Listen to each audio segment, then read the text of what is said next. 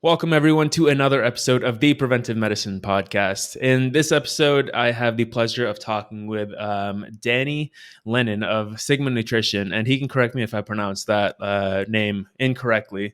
I never know if it's Lennon, whatever it is, so he can correct me on that, but we'll get to that. He is the founder of Sigma Nutrition, which if you guys do not listen to podcasts, then this is one of the few ones that I actually listen to. I used to be a huge podcast listener back in the day, learning about nutrition, exercise, all those kinds of things. And slowly I stopped listening to them. But Sigma Nutrition is one that I still listen to. So it's an absolute honor to have him on the show. But first, let's get this intro out of the way, and then let's get to the show. Overcoming saber-toothed tigers and woolly mammoths, we must now face a new enemy, ourselves. With the rates of diseases such as heart disease, stroke, diabetes, depression, and many others ballooning, we must find a better solution to these modern epidemics. Welcome to the Preventive Medicine Podcast. We believe in building a foundation of health by means of prevention so that you can build the life you want and find fulfillment with no barriers. Hear from experts around the country on how to take your health into your hands. Take control and build a foundation of health for the life that you want to live. And now, here's the show. All right, guys, like I was saying, today we are talking with Danny of Sigma Nutrition. And Danny is quite the person in the nutrition world.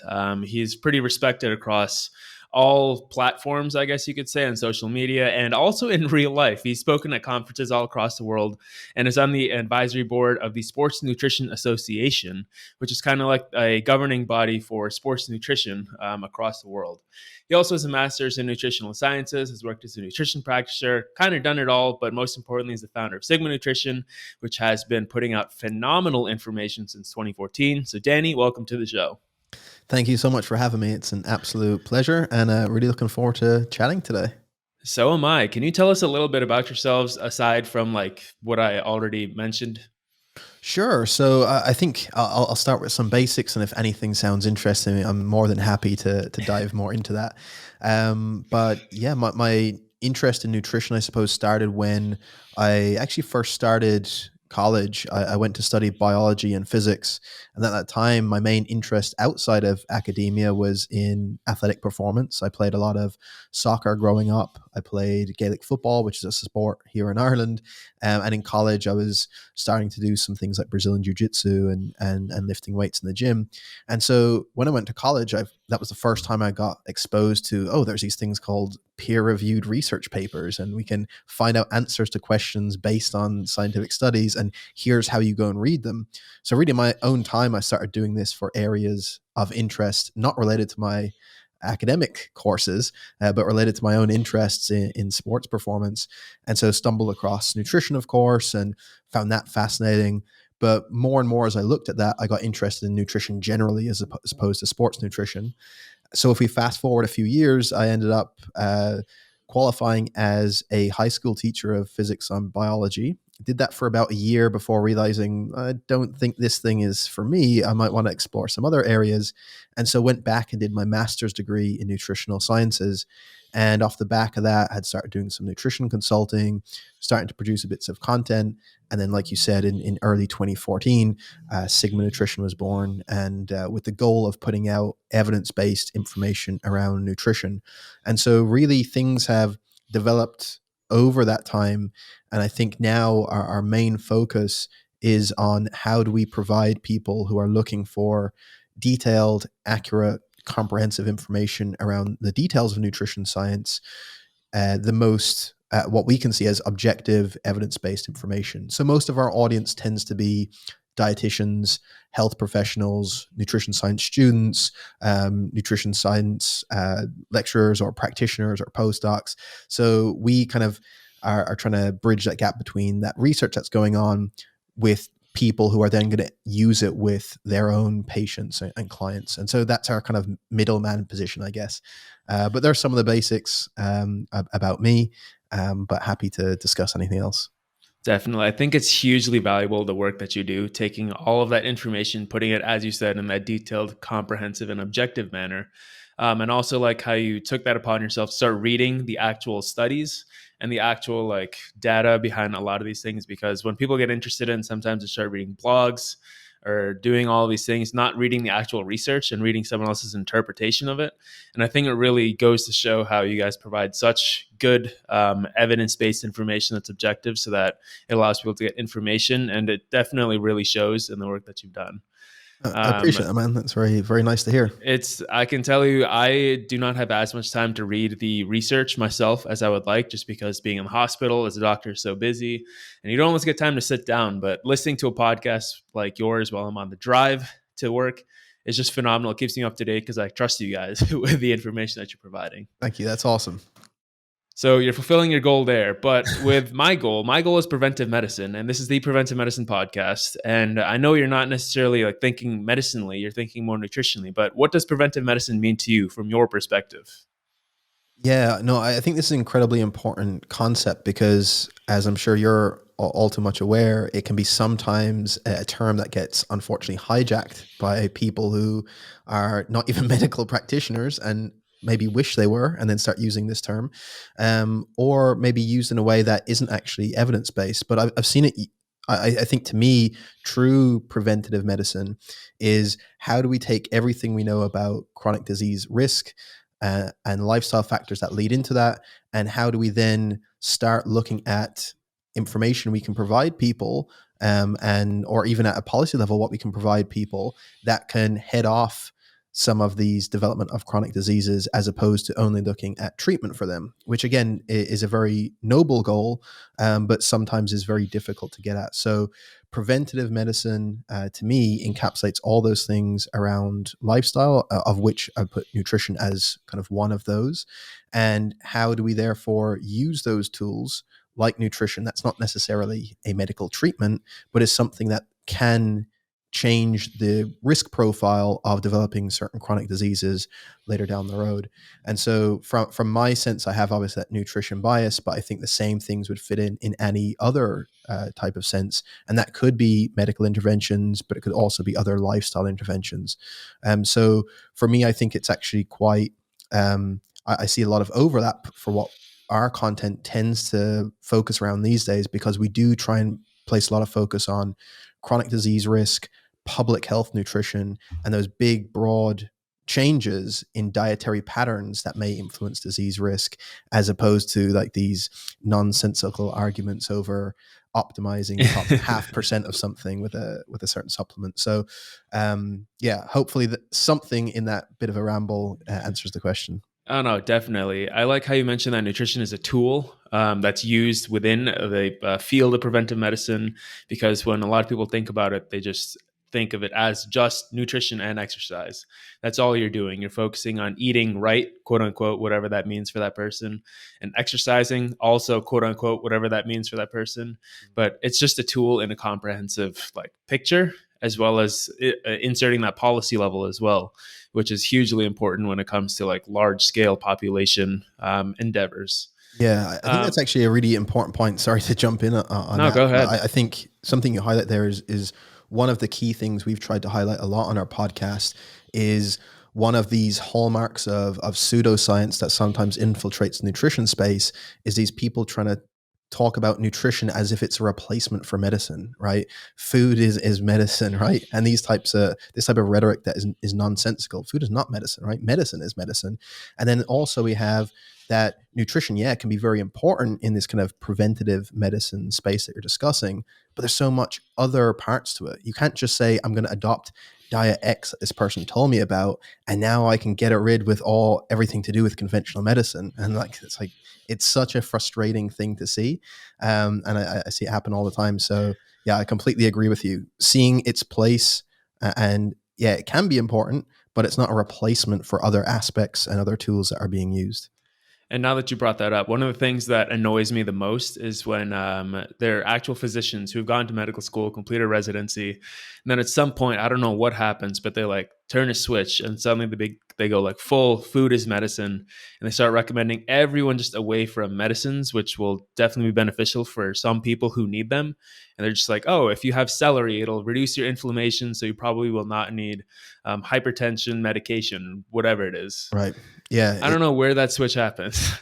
Man, I don't know. It's such a and it's a common pattern that you see for so many of these like quacks that are out there of like uh because they have that credential of being, let's say, an MD, now they can go sign some like book deal or whatever and write a book about Yeah. nutrition and make a bunch of money, and it's all nonsense. And it does real harm. Like you said, it actually gets people to give up on drug treatments that are really useful. It's getting people to stop taking a statin that could save their life because they have this new diet, or it's getting them to stop taking a hypertensive medication because now they've are taking some supplement that someone sold them.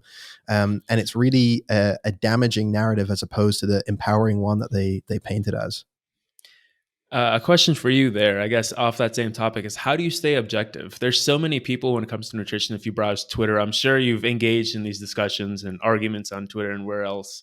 But how do you stay objective in the face of so many people just subscribing to one diet, lifestyle, nutritional strategy? What is kind of your mental approach to staying objective? Yeah, this is such a huge question because as human beings, we are prone to biases, right? We are prone to not being objective. And I think for me, that's why really understanding what evidence-based practice is so important, because science generally as a tool and evidence-based practice as how it's set up and supposed to be practiced is a way for us to get away from our normal human fallibilities, that we know that humans are prone to making errors in our thinking, are prone to biases, are prone to thinking emotionally. All of these are problems when we're trying to make a objective, truthful decision. So what we do is try and take all those human elements out of it as much as possible and rely on objective data, but that we're looking at it in a system that is the best way at arriving at truth. And I think this is what people misunderstand about science, that it's just a system of trying to arrive at our best approximation of the truth currently.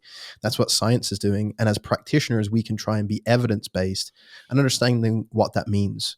And so knowing that it doesn't mean, can I find one research paper on PubMed that supports my claim? It's about what is the overall body of evidence in this area? What are the different lines of evidence? And do they converge and point towards one general direction that I can have most confidence in right now?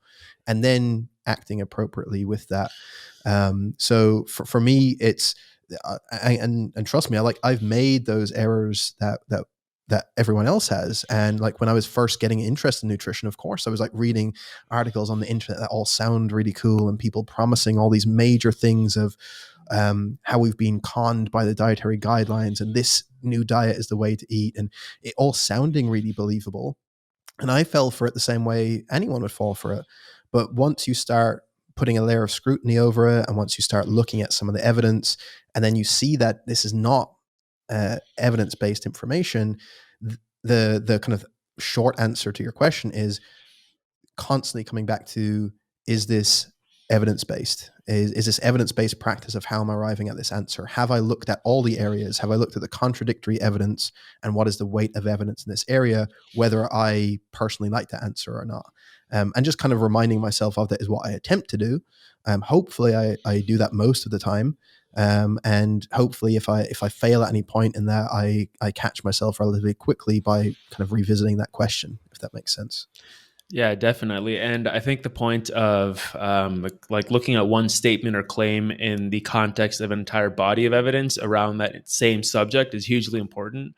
And I love that you brought that up, because everyone falls for the same thing where they read an article and they see a citation like, oh, that means this is evidence-based, right? And then this means that this person has done their research, they've done their due diligence, they know what they're talking about, when in reality, it's just one citation, probably a cherry-picked study that this person wants to support their claim, and then they're claiming it as evidence-based. So this is one of the reasons that Sigma does a fantastic job of going through this. And the follow-up question there, I guess, is we talked a little bit about where the idea for it came from, but what kind of accomplishments are you most proud of through Sigma?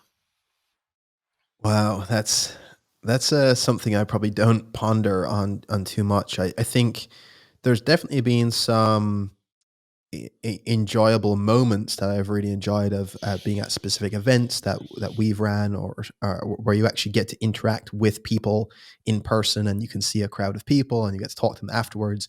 I think that for me, that kind of consolidates the fact that it's actually having an impact. I think sometimes it's very easy for to lose sight of that fact, because sure, I can look at like number of downloads of the podcast episode that week, but you're just seeing numbers, right?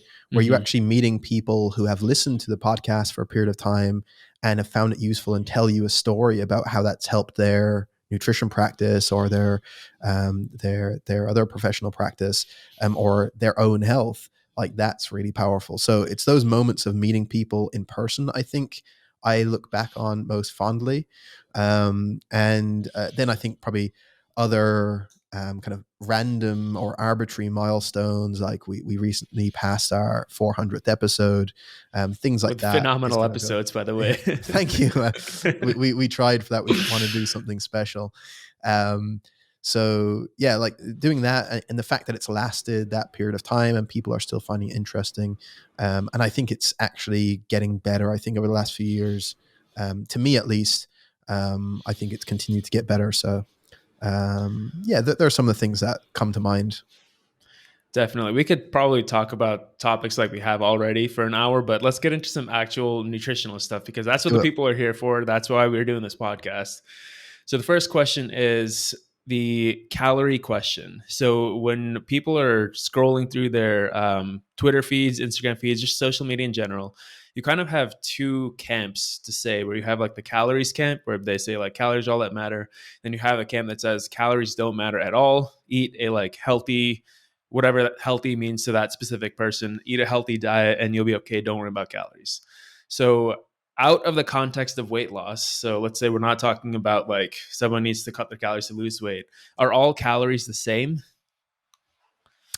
So the short answer is, in terms of calorie being a unit of energy, calories are all the same. In terms of, are we saying the 2,000 calories from a certain groups of food has the same health impact of eating 2,000 calories from other types of food? Then the answer is clearly no. We know that it's not only calories that impact our health. There's a variety of things in relation to our food that has health impacts. First layer down would be the macronutrient consumption. By that, we mean protein, carbohydrates, and fats. The amounts of those within the diet have differing impacts on health, which we can certainly talk about. Even within that, we have subclasses of those nutrients. Most well known probably would be dietary fat. So the amount of saturated fat or unsaturated fat in the diet, if that's more or less, that can have a health impact and various risks of chronic disease.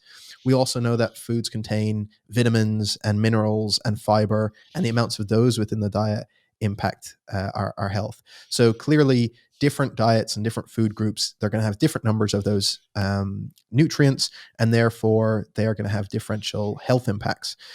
At the same time, if we're talking purely about calories and energy of a diet as it relates to, let's say, body weight regulation, as you mentioned, in a kind of very simplistic sense, sure, if two calories have, let's say, the same calorie intake, and certainly, let's say, we'll also match them for protein, in that sense, they will probably have the same impact on, say, changes in body weight generally.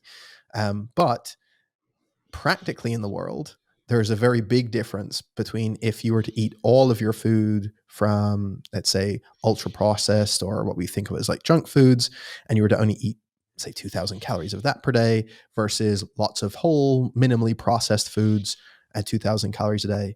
They have different impacts on the satiety response we get, so how full we feel, and therefore how maybe easy it would be to continue to eat that amount of food, and then therefore our food choices and so on. So all of that is to say that, sure, in a strict sense, a calorie is just a unit of energy. And so we can have different foods will still contribute energy generally to our overall intake, our overall calorie intake.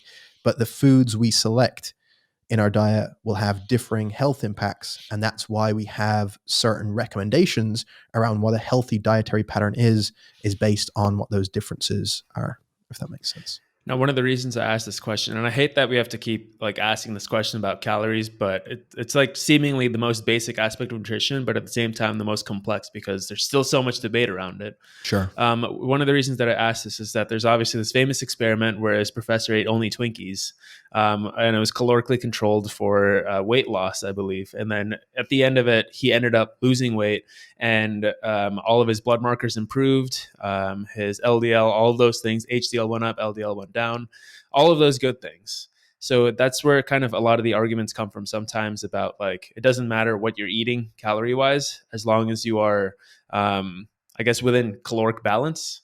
So that's kind of the devil's advocate side. Can you speak anything about that? Like, would it have been better if he was eating like more fruits, vegetables, whole foods, or does that not matter in that context of weight loss now?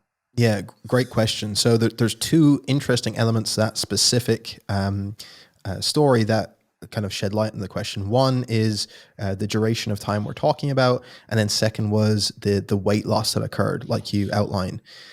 If someone loses a significant amount of body weight, regardless of what type of dietary strategy that was there, we typically do see improvements in certain blood markers, particularly for someone who, let's say, is in an overweight category or a person living with obesity, and they lose, let's say, one of the figures we most often see dramatic changes in research would be like a 10% reduction in body weight.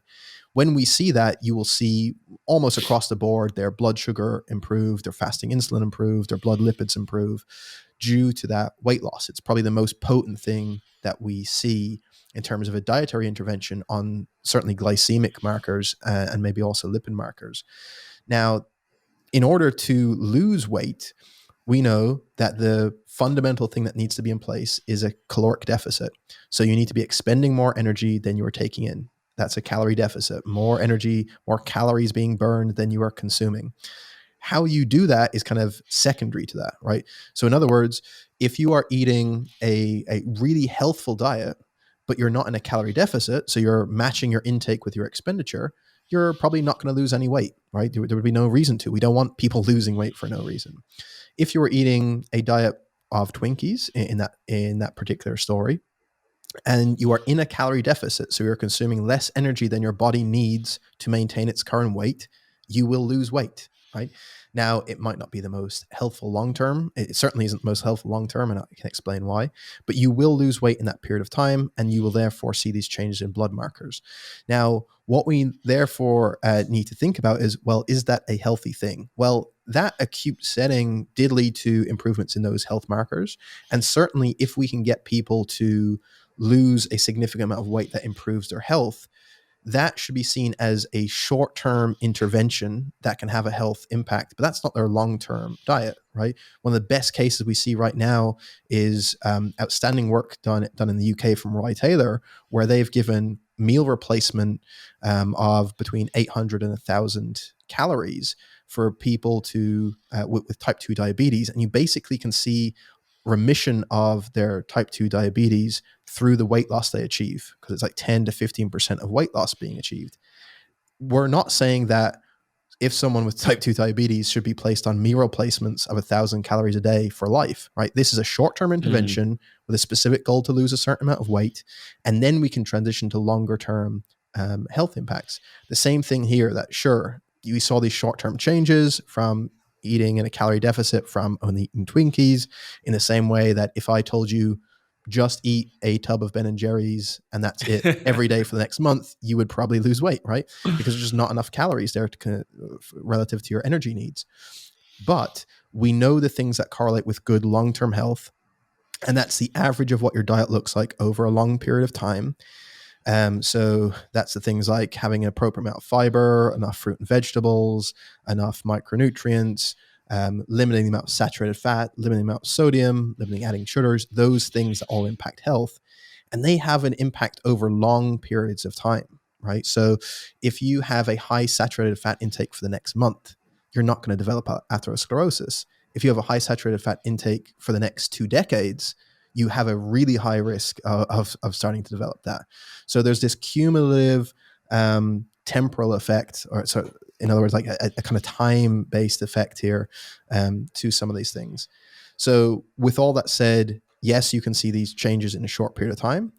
All of those health improvements were just because of the weight loss. They weren't anything to do with the diet. But in a long period, over a longer term, we know that that is not a healthful diet because it doesn't contain many of the nutrients we wanted to consume. And there are other foods that would be nutritionally superior. In other words, they provide those micronutrients, provide fiber, provide polyphenols, etc. Does that answer the question? Yeah, it definitely answers the question. And building off of that, you've mentioned saturated fat several times in there, so I have to ask at this point. You mentioned that if you eat saturated fats over like a large amount of saturated fats over an extended amount of time, that you're going to increase your risk for atherosclerosis. Whereas some people on the internet might argue that as long as you're calorically controlled, eating saturated fat is not necessarily any more harmful for you than eating a larger amount of carbohydrates. What does the data show about saturated fat? Should people be eating, like chasing saturated fat, I guess, and trying to forcefully put it into their diets in places that it wouldn't necessarily be? And what's the data say on that? Yeah, so the link between saturated fat and cardiovascular disease risk is via the impacts that saturated fat intake has on LDL cholesterol, or we could be even more specific, LDL particle number, or even more specific, ApoB, ApoB containing lipoproteins. But in general, we can think of that as just LDL cholesterol. And so having high intakes of saturated fat, and we can define that in a moment, will increase one's likelihood of having elevated LDL cholesterol. And if you have elevated LDL cholesterol over a long period of time, that's increasing likelihood of developing atherosclerosis. Because And a more, quick question, is that independent or dependent of calories at that point? so that will be independent of calories. If you Okay. have so someone can be at weight maintenance, is not in a calorie surplus, but if you have a sky high LDL cholesterol or a sky high ApoB, you are increasing that risk of developing atherosclerosis just by the fact that there's more of these particles around. Um, and they are therefore more likely to get into the arterial wall where they kind of dump their cholesterol content, and that starts this progression of Mm-hmm. atherosclerosis. So, um, with those levels then of saturated fat, we certainly start to see the kind of real clear distinction when you get past, say, 16% of someone's total calorie intake from saturated fat versus lower intakes, let's say from 10% or less, because that's typically where we see dietary guidelines. And so at that point, if we have above 16 or above 18%, they would be what we class as high saturated fat intakes. And that is going to increase the risk that someone has then high LDL cholesterol and therefore increases the risk of cardiovascular disease. And that's why we see virtually all dietary guidelines have a kind of a limit or a suggested limit of 10% of your calories from saturated fat or a bit less. So yeah, in my mind, people should be aware of saturated fat intake and certainly not think just because I'm at weight maintenance, I can have as much of it as I want. And generally, you probably want to skew most of your choices for dietary fat towards unsaturated sources. But we can certainly dive more into that. All right, continuing on, you are also interested in exercise as well as in nutrition. So I want to touch on this just a little bit, kind of those two aspects of approaching preventive medicine as we discussed. Um, there's these two sides, and most of the time it seems that they go hand in hand. Do they have unique benefits in the say that you could have a good diet, quote unquote, of everything that we've been discussing, and you can be perfectly healthy, or you can just exercise, be in the exercise guidelines, and also be healthy? Can you do one or the other, or do they kind of go both hand in hand? Are they synergistic? How do those two play together? In my mind, I see certainly there's going to be a synergistic effect. And certainly if you're doing both, you're in a much better place than doing one or the other. I think it has to be a very extreme situation where you could do one and not the other and kind of not have any negative consequences from it. So let's say if someone was going to just have what we would classify as like a really poor dietary pattern. Let's say they're only eating processed foods. Maybe they're just consuming huge amounts of sugar and calories and so on. Then technically, if they have a really high energy expenditure from doing like an insane amount of activity, then they are at least mitigating some of the risk there. Probably not completely, but certainly they're mitigating the detrimental impacts that there would be if there's a calorie surplus and they're gaining excess body fat. So by that really high energy expenditure, they're mitigating some of that negative downside. But I would still argue that that still doesn't tell us about some of the health impacts of those food choices. Again, if we could talk about the long period of time of their saturated fat intake on cardiovascular disease risk. We could talk about if they're not getting enough fiber, how that relates to risks of, let's say, colorectal cancer. We could talk about how if they're not consuming enough certain vitamins, their risk of developing maybe maybe not a full out deficiency, possibly, but maybe even just a really suboptimal level of certain vitamins. There's also then things like non-alcoholic fatty liver disease, where they could have fat deposits around their liver and yet externally look healthy, but that might be driven by some of their food choices. So I think, again, there's probably big problems if someone has like, I can eat whatever I want as long as I do some degree of exercise. On the other side, I think it's also quite common to see people who maybe don't do any exercise at all, but think if I just eat a certain way, then that'll be fine. I think that's really neglecting a huge amount of literature we have at this point of the health benefits of exercise. Like, it's just so potent for so many things. And that's nothing to do even with its body composition effects, which are obviously very strong for both muscle mass and maintaining a healthy body weight, but even things on like risk of cognitive decline and dementia and so on. Pretty much like you could take any of the chronic diseases and look at impacts of exercise on risk reduction. So for me, yeah, I think it's a strange dichotomy that someone would want to paint, as opposed to thinking, no, these are both two really important things, and I have control over both of them to some degree. So why wouldn't want to pay at least some attention to them? And not even having to go to any extremes, just have some degree of attention placed on them, I think is the best place to go. Yeah, I think the viewing them as tools is more likely for someone to like kind of incorporate both of them as tools into a healthier lifestyle versus just taking one of those approaches and being like, oh, I'm worrying about my diet right now. Oh, I'm worried about exercise right now. And also like how you kind of answer the question, can you out exercise a bad diet? And obviously that answer is no, based on everything you've just discussed. And also I want to add on, we talked about food as medicine. I think exercise as medicine is one of like the hashtags or things that I can actually kind of get behind, just because there's so many numerous benefits. You always see these like lists of posts that are saying like improves blood pressure, improves lipids, improves cardiovascular disease risk, reduces all-cause mortality, improves mental health, decreases like risk of depression, and all these things. And it's a list. It's like, if you had a pill, would you take this? And it's, yeah, it's exercise. Yeah. So that's actually something that I can get behind. Yeah, it's so potent. And it's interesting. On my podcast, I often ask people, if you could advise people to do one thing each day that would be beneficial to people's lives, what would it be? And a relatively like significant number of people that are nutrition researchers, their answer is exercise, because that's the thing that is most potent. It's something that you can build into your lifestyle. There's no one type of exercise you have to do. That's the great thing. Like, you can pick something that you enjoy and make it a regular part of your life and make it enjoyable, and you get all these benefits from it. So it's like of course, that's the go-to thing. So yeah, I think you're right. Yeah, it's so potent. Yeah. Now diving a little bit away from that back to nutrition, one of the questions that I've been kind of dying to ask you is, there's so many specific nutrient-based questions. You just released a podcast on polyphenols. And a lot of people, number one, don't have any clue what polyphenols are. And number two, if they, for some reason, do or start listening to it, suddenly they get incredibly worried about their intake of polyphenols. And then they kind of have the single-minded focus of, okay, I need to eat foods with polyphenols.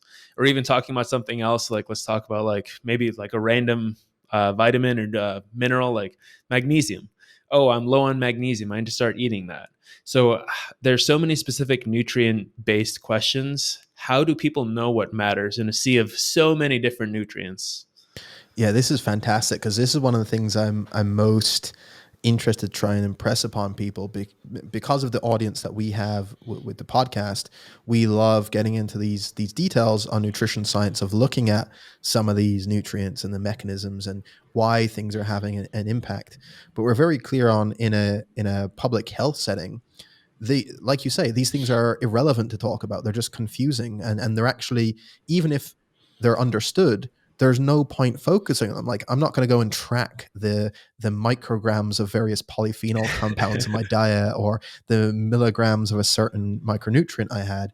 So the job of what people are doing in nutrition is we understand all this through the research, and then in terms of translating that into practice is how do we translate that into food-based terms.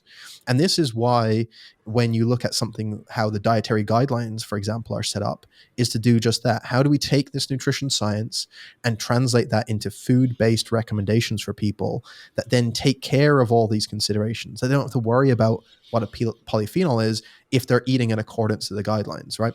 So if you look at what most guidelines across the world all have in common, you have at the base high intakes of fruits and vegetables, prioritizing whole grains over, say, refined grains, having leaner cuts of meat versus fattier cuts of meat, if someone chooses to consume those, limiting the amounts of ultra processed foods, having sources of fiber like legumes, so peas, beans, lentils, things like that. So we have all these kind of commonalities of foods and foods groups that people should consume. And they are set up that way because they take care of all these considerations of, if you're doing that, you're going to be getting enough fiber, you're going to be getting enough polyphenols, you're going to be having a diet that is low in saturated fat by default, you're going to have a diet that doesn't have a ton of sodium in it or lots of excess added sugars. It's going to have enough of those nutrients that we don't need to start as individuals in the population diving into single nutrient interventions or research in that area. So I think that's the way to go, is like step back of what are the food-based recommendations here. And for people in the general population, the good news is generally, if we look at big dietary patterns, that's the thing to be aware of. What do you eat on average over a long period of time? Doesn't have to be perfect every day. There's room for pretty much every food that you ever want to eat just for taste. You can still consume it, but it just comes down to the overall intake, how much of it you're consuming and how often, and what your average diet looks like. And if that's relatively in accordance with most of the healthy dietary patterns, whether that's what you see in the guidelines or whether it's like a Mediterranean diet or a DASH diet, there's all these different types of diets that are all built on the same foundations I just mentioned, those same principles of overall fruit and veg intake, good sources of dietary fiber, limiting saturated fat, and then making sure that you have an appropriate amount of, say, protein and so on. So I think sticking to those principles will allow someone to be able to take care of the rest. I love how nutritionists have kind of taken this such complex field of all these mechanistic vitamins, minerals, whatever they do in the diet, and made it so simple in the form of these guidelines. But it feels that people, in a way, don't want it to be that simple. They want to make it more complicated because just looking at these guidelines, oh, that's too basic. What can I do to take my nutrition to the next level? What should I focus on? Should it be the omega-3 to omega-6 ratio? Should it be the polyphenols? What should I focus on to take it to the next level? And that's where I feel that a lot of people get caught up. And I feel that that's where a lot of people end up taking the deep dive into a certain camp or area or nutritional focus, because I think whatever is being put out there by the media or by these organizations is so basic and it's meant for the general person. And I'm not general, so I need to take it to the next level. And I think that's where it starts confusing a lot of people that are in the general group, because now all of a sudden they're like, should I be doing this? Should I be focusing on these nutrients? And the answer to that obviously is no, as we just discussed. Yeah, we see this play out so often. I mean, if you take one of those exciting areas of research around like the gut microbiome, right? And there is fascinating research coming out all the time. It's still a lot of unanswered questions, but what we see is that, well, what things do we know that is beneficial for a healthy gut microbiome? Well, pretty consistently we see high fiber intakes and getting a variety of fruits and vegetables in diet, because they give both that dietary fiber and certain types of prebiotic fiber and polyphenols. So again, all things people don't necessarily need to know, but they provide all those things that leads to a more diverse and healthier gut microbiome of these bacteria that are in our gut. And so the kind of, if we come back to our food-based recommendations, what is the punchline? Eat more fruit and vegetables. And again, like you said, that's not nice for some people to hear. They want something more exciting. So what do they jump to is like, well, no, I can get these probiotic supplements and there's all these different Exactly. species of probiotics and I'll try and find out which are the best ones. And they'll jump to that and just not even worry about, well, are you even consuming the recommended amount of fruit and veg? Like that will have much more of an impact on your health than trying to get the right specific probiotic strain that we're still trying to work out. Definitely. And one of the questions that I also want to ask, you mentioned being more than likely you're not going to become deficient in any specific nutrient just because so much of our food is fortified. So it's not really going to happen unless you are unfortunately in a more impoverished scenario and don't have that access to a lot of foods. But you also mentioned being suboptimal. What does being suboptimal mean? Is that something people should be concerned about? And does that have an impact on health? Because I can see some people being afraid of that, being suboptimal. And all of a sudden, this is why a lot of people buy these supplements. They buy a Mm, multivitamin, they buy whatever it is at Whole Foods or whatever health grocery store you have local to you. And is there sure. anything that matters there?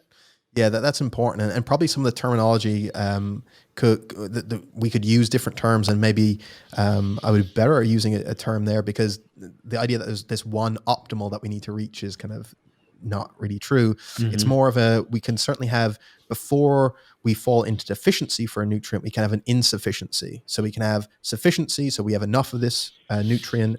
So let's say if we're talking about vitamin D, we have a sufficiency. So if we measured someone's vitamin D levels in the blood, their vitamin D status is good, they're no problem. Levels below that, they could have an insufficiency. So that would mean they don't have a vitamin D deficiency yet. So where they'd be at, like, say, risk developing rickets, for example.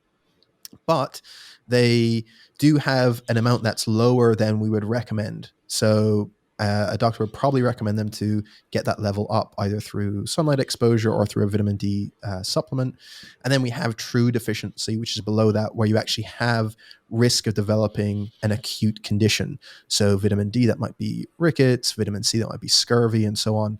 And so when we're saying deficiencies are rare, again, in westernized world, because of people's access to the amount of food they have and food fortification and so on, it's quite rare to see those true deficiencies, although they probably can happen in certain situations. But then if people's overall diet is quite nutrient poor, they might be falling below that threshold that we would see as sufficient. And we do know a lot of people in the general population underconsume the RDA, so the recommended daily allowance for certain micronutrients. And because of this, we can again try and map this onto food-based terms because that makes more sense than people thinking I need to rush out and get a supplement. We actually don't see good evidence for a lot of supplement trials. The big example being, say, multivitamins. Most Hmm. of the evidence in that area is like, yeah, they don't do anything.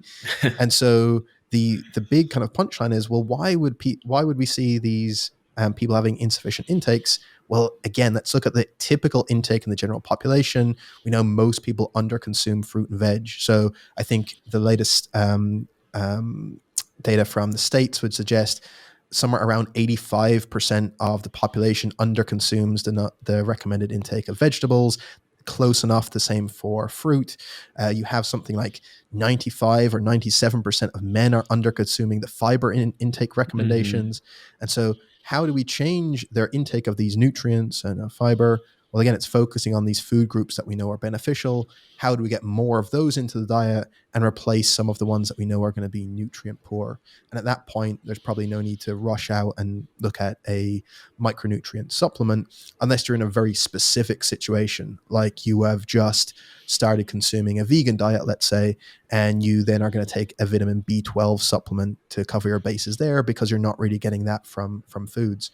So that would be an isolated situation. But apart from that, most people can just eat an overall healthy dietary pattern and probably don't need to worry about isolated supplementation unless something is flagged to them by their doctor, like if they develop anemia and their doctor recommends an iron supplement or something like that. But there's no one supplement everyone in the population needs to take kind of prophylactically, I don't think. Yeah. So to clarify that just a little bit for our listeners, you mentioned that if like a large proportion of people are not eating their recommended daily allowance of fruits, vegetables, and all these things, and are probably going to be insufficient in these vitamins. And let's say the fiber example, where 95% of men are not getting their recommended fiber intake. A lot of people, instead of trying to get fiber from those whole foods, are going to take the shortcut and just get a fiber supplement. So are you saying that that is not a valid strategy, that they shouldn't take the quote unquote easy route and just take a supplement? Or should they try to stay towards whole foods? Is there no benefit towards a supplement then? I think if it's a choice between the two, then from a overall diet is far superior for a few reasons. With fiber specifically, someone would end up then taking a certain type of fiber supplement that's going to be one type of fiber in a high dose. Whereas we know there's a few different types of fiber, whether that's insoluble, soluble, there's some prebiotic fibers and so on. But also what we care about is not just the fiber per se. High fiber foods also have other nutrients. And this is where we think about the food matrix and there's synergy between these different nutrients. And that's the benefit of consuming high intakes of, say, fruits, vegetables, legumes, and so on, that yes, you're getting your high fiber intake, which is beneficial, but you're also getting a ton of these different micronutrients and polyphenols, all of which work together and work in many different ways around the body. So I think food-based is going to be beneficial. We also see slight discrepancies sometimes between people with high intakes of a certain nutrient from their diet versus people then given an isolated nutrient in an intervention. So for example, one of the areas what we see really clear health benefit to is people who regularly consume fatty fish, so omega-3 containing fish like salmon or mackerel. And that's why we see those typical recommendations of, if someone does eat fish, aim for 2 servings or more of omega-3 rich fish per week. And that's a really clear, consistent finding in nutrition. However, we see a bit more kind of inconclusive evidence when we start looking at various trials on omega-3 supplements. Some are showing benefits, some are not. We're still trying to work out the dose. How high does it need to be? What form does it need to come in? And so we're seeing this kind of discrepancy here. We can show other examples of people with high intakes of certain nutrients in the diet is correlated with health outcomes, but supplementing someone with that isolated nutrient doesn't seem to confer the same benefit. So there's this, we need to think of food as the exposure as opposed to being 2 reductions and thinking of one single nutrient. Now that said, if someone is finding it really difficult to get a nutrient, we can of course supplement, right? Someone is finding it really difficult to eat enough protein, and we're worried about them losing muscle mass or having muscle atrophy, then sure, for a period of time, we can use a whey protein supplement. If someone is on a vegan diet, we can give them a vitamin B12 supplement. Or if someone is struggling to consume enough iron-rich foods and we see that there's an insufficiency, then of course we would get them to take an iron supplement.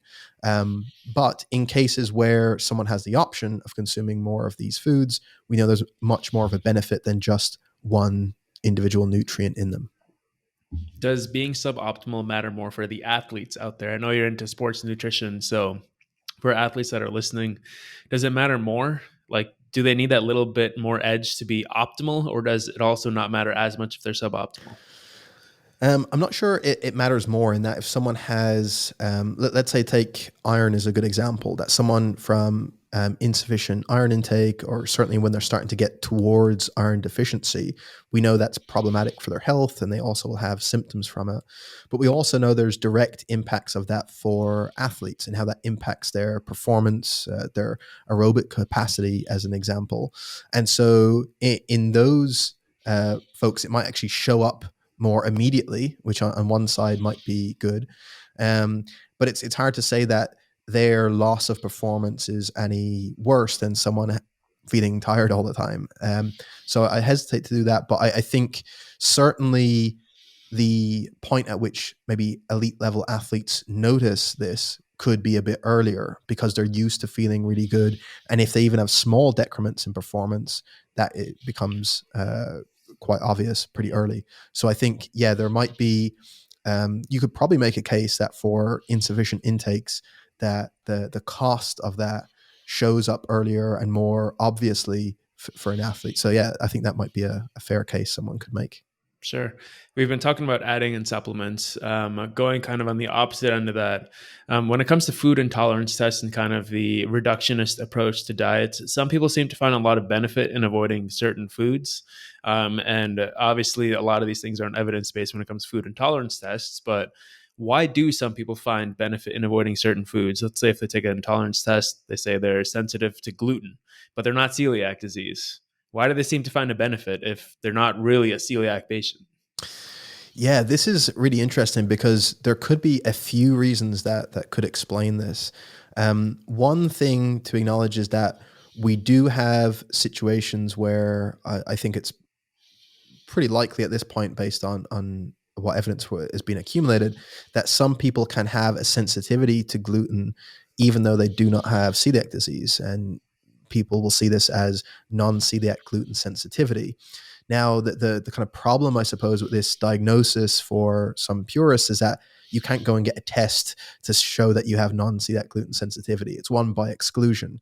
So meaning that it's already been shown you don't have celiac disease, you don't have Crohn's disease, but you're still reporting that you have symptoms on ingesting gluten, and when that's taken from your diet, you no longer have them. And so therefore, someone may receive this kind of diagnosis. And there's still actually a bit of debate around that as well, I think, within the medical community. But to me, it seems like it's fairly plausible that a small number of people do have this sensitivity. So that could be that. Still, though, most of the estimates that at least I've seen in literature would suggest that is a relatively small number of people, probably 5% or less of the population. So even maybe as low as 1%. And so given that celiac disease has a prevalence of, what, I don't know, 1% maybe as well, the amount of people that are having those issues is still really low. But a lot of people will report this benefit. Other reasons it could be is when they took out gluten-containing foods from their diet, there could be another component of their food that they do have an issue with. So they are getting a benefit and a symptom resolution, but it might not have been down to the gluten. The kind of best documented example we have of this is a group of compounds called FODMAPs. These are certain types of carbohydrates that are indigestible, and people can have a sensitivity, particularly in the cases of irritable bowel syndrome, so IBS, that if people have too high an intake of these certain these sugars, they can have symptoms. And so putting them on a low FODMAP diet can lead to symptom resolution. Now, there's quite a large crossover between the types of foods that contain a lot of FODMAPs and are gluten containing. So if you take out gluten containing foods, you're taking out all these various grains that contain FODMAPs. So now you've reduced the amount of FODMAPs in someone's diet. They may see symptom resolution because you've taken out the FODMAPs, but they're thinking it's down to the gluten. So that's another reason. Another plausible reason could just simply be a placebo and a nocebo effect. Someone has read so much about gluten being the worst thing ever. They start immediately going on a gluten-free diet, and then therefore they feel better, maybe because of the placebo effect.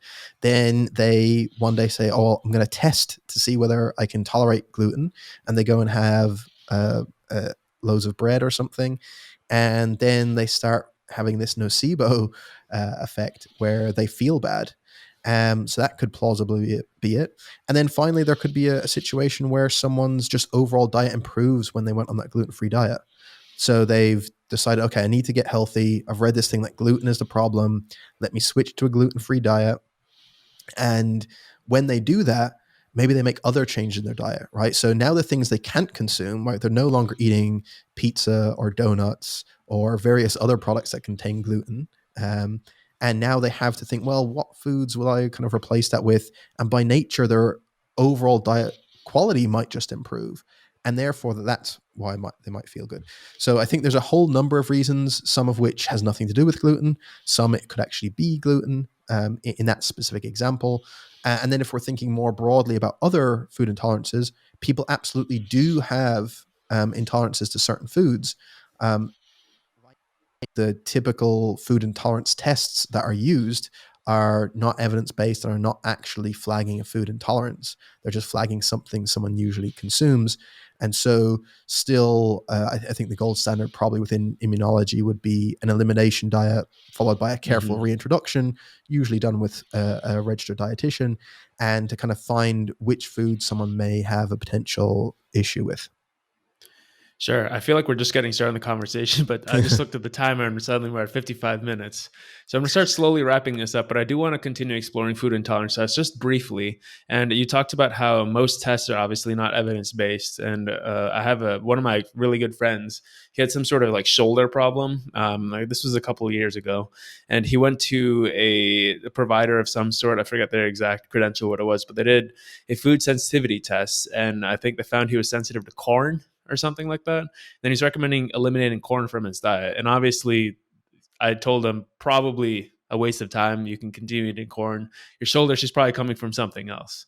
But a lot of people, when they do encounter this scenario, food sensitivity tests offer a easily and like relatively cheap solution that they can maybe nocebo or placebo themselves into thinking that it works.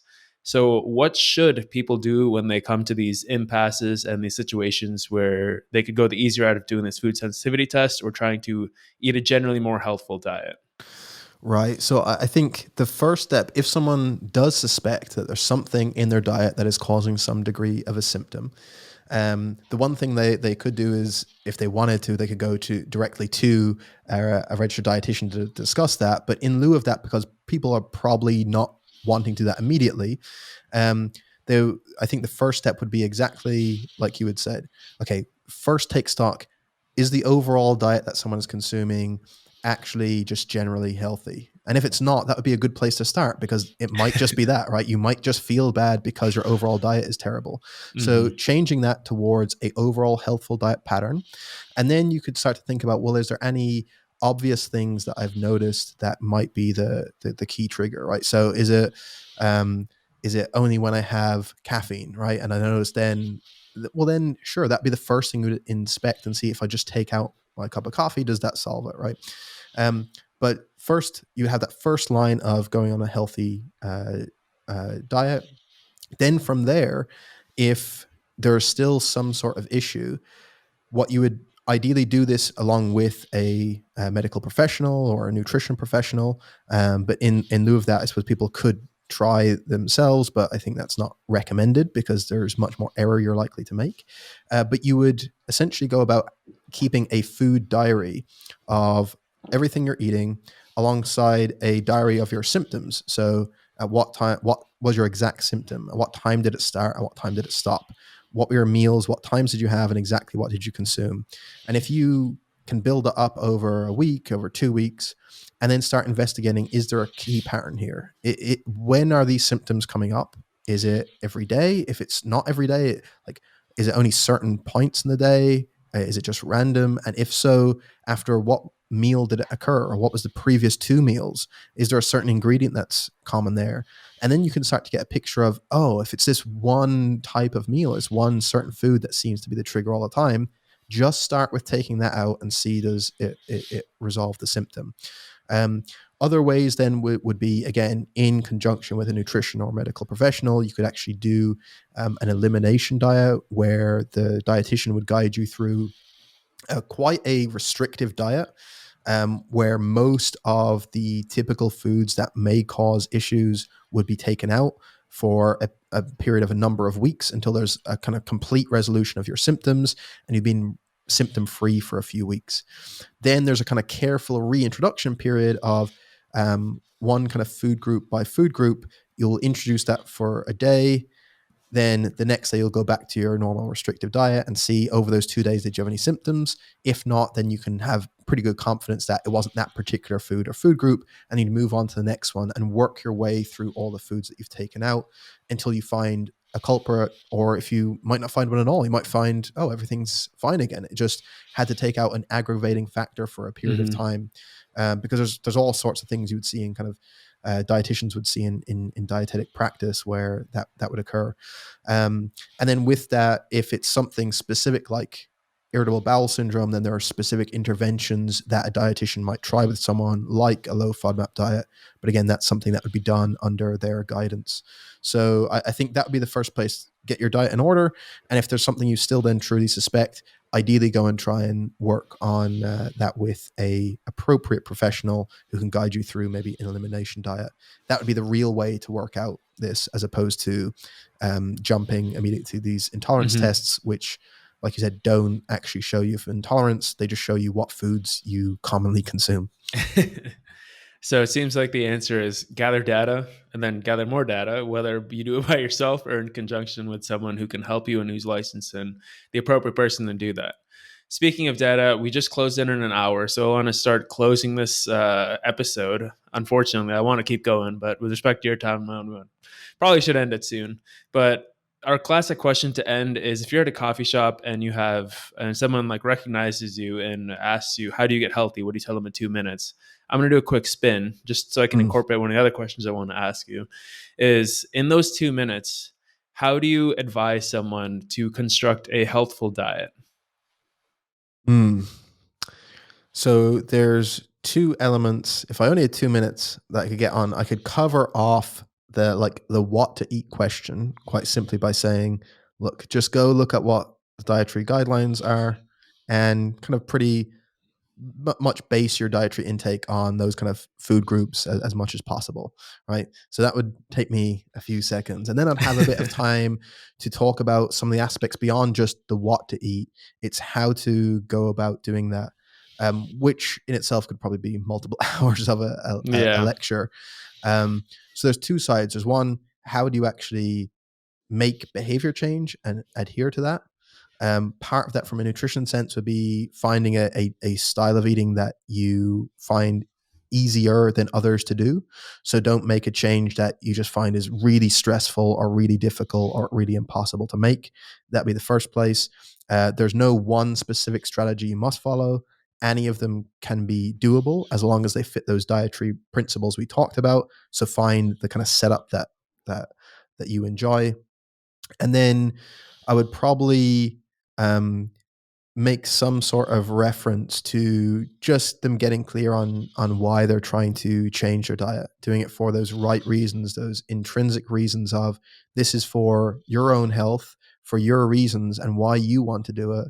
Don't do it for anything that's kind of pressured from outside, like society or friends or just acquaintances or what people tell us about how our bodies should look or the way you need to eat and all this type of stuff. Do it for your own reasons that you're kind of very clear on. And then, I think I'd probably be out of time. Absolutely beautiful answer and an incredible episode. Danny, thank you so much for coming on. I hope our listeners back home got some sort of value out of this. I know I got a lot of value out of this. So thank you once again for coming on. Man, thank you so much. It was really enjoyable and I really, really appreciate you asking me. Definitely.